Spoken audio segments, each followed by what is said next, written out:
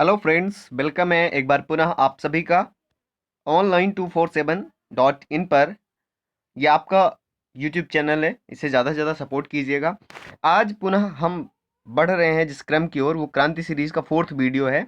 और बात किया था हमने जीन पियाजे के संज्ञानात्मक विकास पर, लेकिन आज बात करनी है वाइगोत्स्की के सामाजिक सांस्कृतिक विकास सिद्धांत, सोशियो कल्चरल डेवलपमेंट थ्योरी पर चर्चा करनी है। अगर बात करें वाइगोत्स्की की, तो ये रूसी मनोवैज्ञानिक थे, मतलब रूस से थे, और ये भी मनोविज्ञान के संरचनावाद से हैं।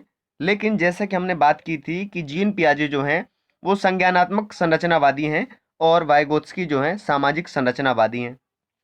वाइगोत्स्की ने अपने सिद्धांत में 3 चीज़ों को ज़्यादा महत्व दिया। वन बाय वन सारी चीज़ें क्लियर हो जाएंगी, बस 10 मिनट का ये वीडियो देख लीजिएगा। वाइगोत्स्की से अगर कोई भी डाउट रहता है तो फिर कमेंट करके बताइएगा, और आई होप कि 99% आपके पूरे डाउट क्लियर ही हो जाएंगे। तो अपने विकास में जो इन्होंने सिद्धांत दिया, उसमें इन्होंने 3 चीज़ों को महत्व दिया। पहला है समाज, मतलब सोसाइटी।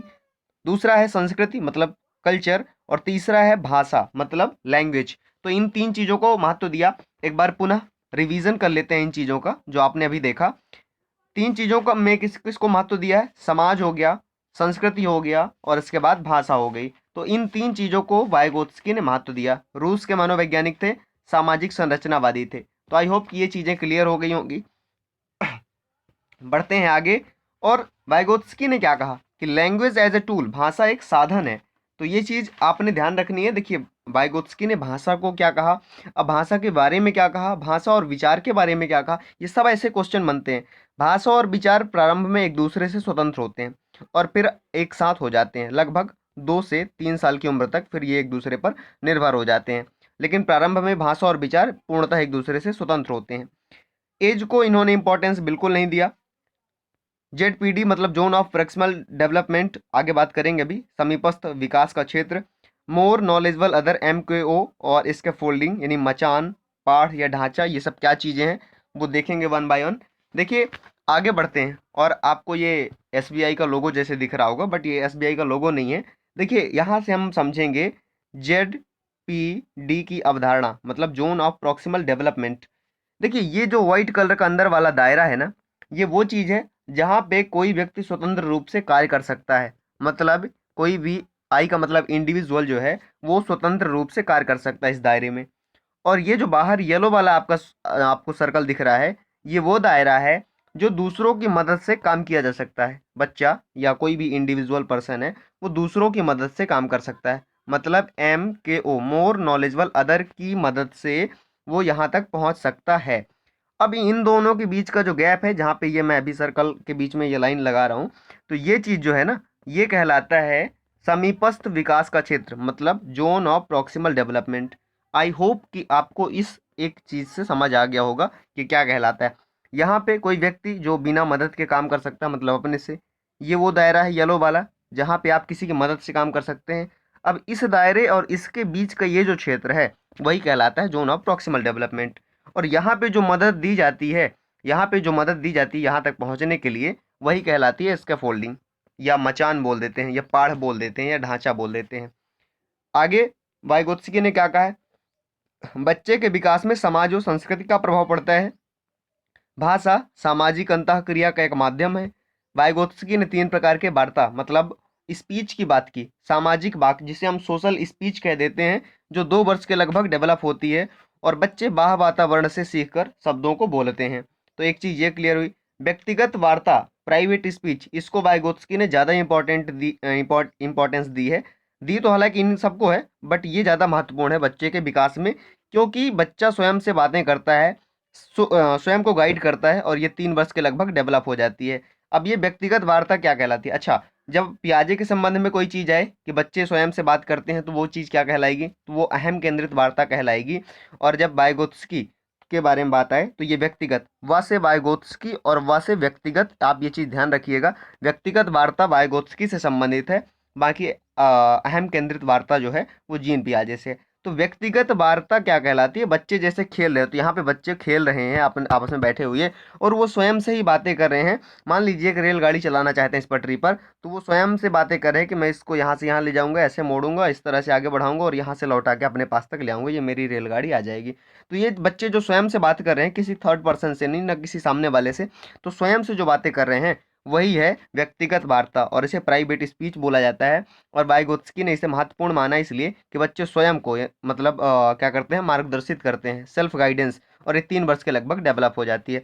आगे है साइलेंट इनर स्पीच, जैसे किसी के प्रति मन ही मन में बात करना, और ये 6 से 7 वर्ष, मतलब जब आप एलिमेंट्री स्कूल एज में चले जाते हैं तो वहाँ पे आपको ये विकसित हो जाती है साइलेंट इनर स्पीच। अब इसे इंग्लिश में तो साइलेंट इनर स्पीच कहते हैं, हिंदी में अब क्या कह सकते हैं, बट साइलेंट इनर स्पीच याद करके रखिए। अब ये क्या चीज़ होती है वो भी समझ लीजिए। जैसे कभी कभी होता है क्या है, कोई टीचर आपको पढ़ा रहा है, आपको बहुत तेज गुस्सा आ गया उसके ऊपर, और आप उसे डायरेक्टली तो कुछ बोल नहीं सकते, लेकिन मन ही मन में उसके मतलब प्रति जो भड़ास है वो निकाल सकते हैं, वही चीज़ कहलाती है साइलेंट इनर स्पीच। तो यही चीज़ें हैं। आगे बढ़ते हैं। कुछ 5 प्रकार की टीचिंग की बात की है या लर्निंग की बात की है वाइगोत्स्की ने। कोलैबोरेटिव लर्निंग मतलब सहयोगात्मक अधिगम जिसे बोलते हैं, कोऑपरेटिव लर्निंग मतलब सहकारी अधिगम बोलते हैं, असिस्टिव लर्निंग मतलब सहायक अधिगम। ये सब लगभग एक ही चीज़ें हैं। पीयर ट्यूटोरिंग मतलब सेम एज ग्रुप के जो बच्चे होते हैं उनका समूह होता है और उनके माध्यम से शिक्षण होता है। रेसिप्रोकल टीचिंग मतलब पारस्परिक शिक्षण होता है। और रेसिप्रोकल टीचिंग में क्या होता है, बच्चे शिक्षक से सीखते हैं, शिक्षक बच्चों से सीखते हैं। ये सारी चीज़ें एक दूसरे पर आश्रित रहती हैं। कुछ और महत्वपूर्ण चीज़ें थ्योरेटिकल हैं, समझने की कोशिश कीजिएगा, आगे बढ़ेंगे। लेकिन किसी चीज़ को ये आप आंक के मत चलिएगा कि ये चीज़ महत्वपूर्ण नहीं है, क्योंकि थ्योरी से फिर ऐसे क्वेश्चन घुमा के पूछता है ना कि बिल्कुल लंका लग जाती है। देखिए, वाइगोत्स्की के अनुसार भाषा समाज द्वारा दिया गया प्रमुख सांकेतिक उपकरण है, जो कि बालक के विकास में महत्वपूर्ण, विशेष रूप से महत्वपूर्ण है। वाइगोत्स्की के अनुसार अधिगम और विकास की प्रक्रिया में बालक की सक्रिय भागीदारी होती है। देखिए, जीन पियाजे की तरह ये भी मानते हैं कि बच्चे ही ज्ञान के सक्रिय निर्माता हैं। देखिए, ये समानता कहलाएगी कि बच्चे ज्ञान के सक्रिय निर्माता हैं। ये जीन पियाजे भी कहते हैं और वाइगोत्स्की भी कहते हैं। अब देखिए आगे बढ़ते हैं। जिसमें भाषा का संज्ञान पर सीधा प्रभाव पड़ता है, जिसमें भाषा का संज्ञान पर सीधा प्रभाव पड़ता है, बट जीन पियाजे ने, अब देखिए मैं कंपैरिजन करके बता रहा हूँ कि जीन पियाजे जो हैं उन्होंने क्या कहा था कि पहले विचार आएगा फिर भाषा आएगी, लेकिन वाइगोत्स्की ने यहाँ पे क्या कहा है कि भाषा और विचार शुरुआत में अलग अलग आते हैं और फिर आगे जैसे बढ़ते हैं तो एक दूसरे पर आश्रित हो जाते हैं। तो ये चीज़ हुई, इन दोनों में अंतर। भाषा का संज्ञान पर सीधा प्रभाव पड़ता है, ऐसा वाइगोत्स्की ने क्या कहा है। अब देखिए, पियाजे के अनुसार विकास से अधिगम होता है, मतलब डेवलपमेंट होगा तो लर्निंग होगी, जबकि वाइगोत्स्की का मानना है कि लर्निंग जो है डेवलपमेंट को प्रेरित करता है, मतलब अगर लर्निंग होगी तो डेवलपमेंट होगा। दोनों के विचार एक दूसरे के विपरीत हैं, यहाँ पे ये दोनों के विचार एक दूसरे से विपरीत हैं। पियाजे के अनुसार विकास से अधिगम होता है, विकास मतलब अगर डेवलपमेंट होगा तो लर्निंग होगी, लेकिन वाइगोत्स्की क्या मानते हैं, देखिए अधिगम माने लर्निंग क्या है, डेवलपमेंट को प्रेरित करता है। तो दोनों चीज़ें अलग है, विकास से अधिगम होगा और अधिगम से विकास होगा, तो दोनों में अंतर समझ के रखिएगा, स्क्रीनशॉट ले लीजिएगा यहाँ पे। अभी आगे बढ़ते हैं। ये वाइगोत्स्की लिखा है, वाइगोत्स्की एक्चुअल में, वाइगोत्स्की ने अपने सिद्धांत में संज्ञान और सामाजिक वातावरण का सम्मिश्रण किया। तो संज्ञान और सामाजिक वातावरण का ये ऐसे ही एक अक्षर गायब कर देगा और आपसे ऑब्जेक्टिव में पूछ देगा कि इसमें क्या सही भरना है, तो इसे भी ध्यान रखिएगा। आगे बढ़ते हैं। सामाजिक सांस्कृतिक सिद्धांत के कई प्रमुख तत्व हैं, मतलब जो वाइगोत्स्की यानी वाइगोत्स्की जी की थ्योरी है उसके यूँ तो बहुत सारे तत्व हैं, लेकिन जब सबसे महत्वपूर्ण तत्व है वो व्यक्तिगत भाषा, ये व्यक्तिगत वार्ता की जिसमें हमने बात की, बच्चा जिसके माध्यम से स्वयं को गाइड करता है, मतलब सेल्फ गाइड करता है, स्वयं को मार्गदर्शित करता है।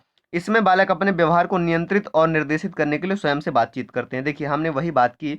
और दूसरा जो महत्वपूर्ण तत्व है वो है जोन ऑफ प्रॉक्सिमल डेवलपमेंट, जिसमें दूसरों की सहायता से मदद दी जाती है।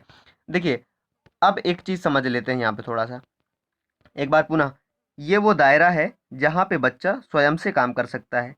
इसके बाद ये वो दायरा है अगर कोई हेल्प दे दे तो बच्चा यहाँ तक पहुँच सकता है।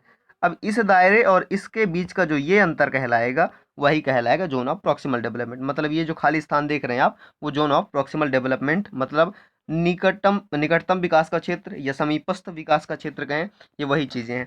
अब आगे बढ़ते हैं। देखिए, वाइगोत्स्की ने बच्चों संबंधी दो भूमिकाओं पर विशेष बल दिया। अब ये भी वही चीज़ है बट शब्द अलग अलग हैं, घुमा फिरा के बोला गया है, तो वो भी समझ लीजिए। और लगभग 2 मिनट का और समय लगेगा। वाइगोत्स्की ने बच्चों संबंधी दो भूमिकाओं पर बहुत बल दिया या विशेष बल दिया।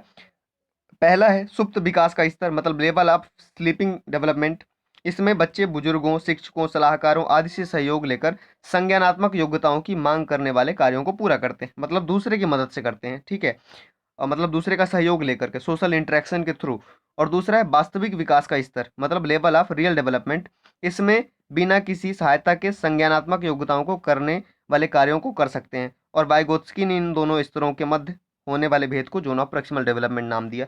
अब देखिए, पहले पे क्या बात की गई कि ये वो दायरा है, सुप्त विकास का स्तर, ये सुप्त विकास का स्तर है।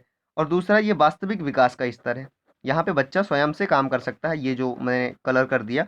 अब इसके बीच का जो अंतर है यही कहलाता है जोन ऑफ प्रॉक्सिमल डेवलपमेंट।